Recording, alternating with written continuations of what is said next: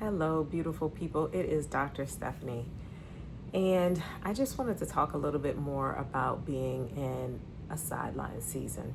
I've been talking about it all month, but I've had a few things that have come up that have been very helpful for me in my sideline season. And so I wanted to share. Now, my sideline season is because I am in a healing season. I need to heal, and that's why I am on the sidelines of a lot of things that I would love to be participating in. And it's a tough place to be for somebody who's used to going and doing and being, doing all the things and being in all the places.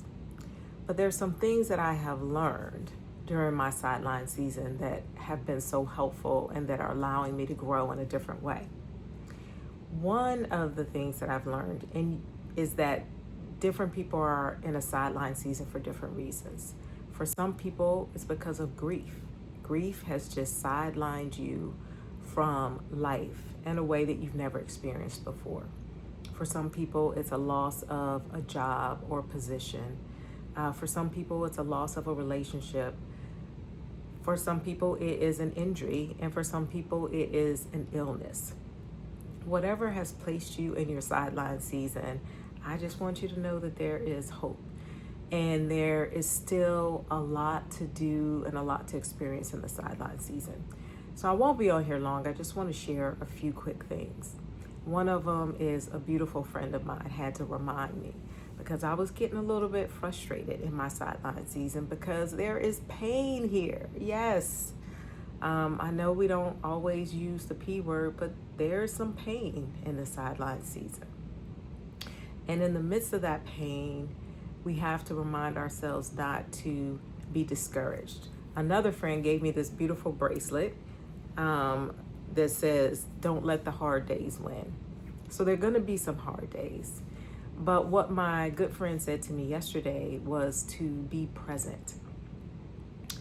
And that is so important because I was thinking about anticipating more pain, more suffering, and she just had to remind me to be present and just experience the present. None of us are promised tomorrow, next week, next year. So just focus on being present. It's a lot easier to cope with today's problems today. We know we've read it a million times, but the present is a gift. And receive that gift and try not to spend so much time being anxious about tomorrow and the next day. So that was a reminder that I needed yesterday and that I heeded yesterday. Another thing that I have learned, and I'm still working towards this one, I'm not quite there, but it's acceptance.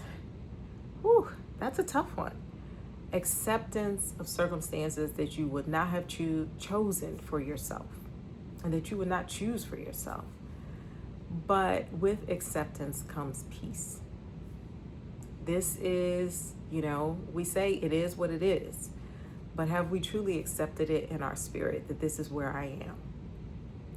And because with acceptance comes the realization that I don't have to fight. I don't have to resist. I don't have to use energy resisting. I am in a place of acceptance, in a place of peace. It doesn't mean that you give up and you don't push towards the things that you desire, but you also accept that where you are is where you are. So like I said, that one I'm still working on, but I'm getting closer and closer. And one of the things that's really been helping me is really just watching the journey of these monks.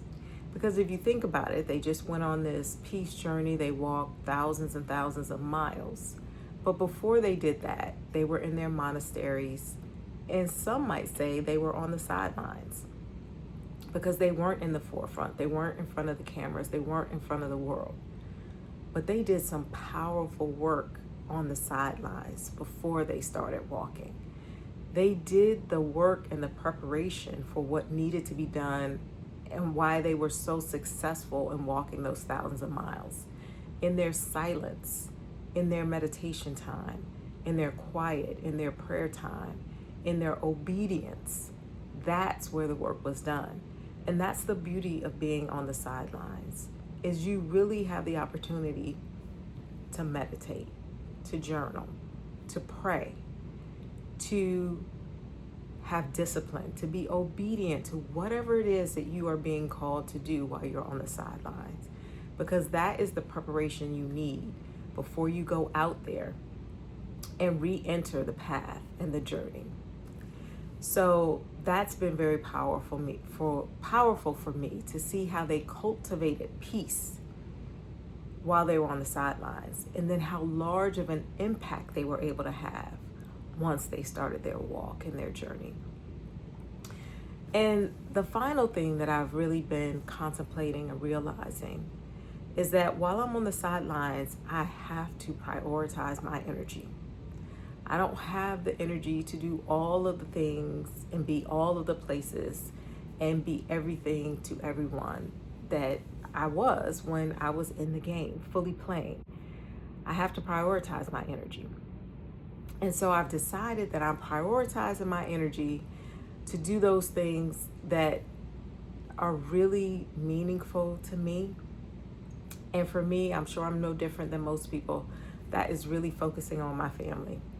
I'm prioritizing my energy to be able to cheer on and support my sons who are literally on the sidelines, right?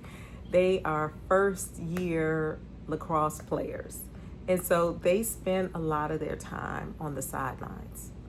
But I'm out there cheering for them, cheering for their team, as if they're the ones scoring all of the goals in the game.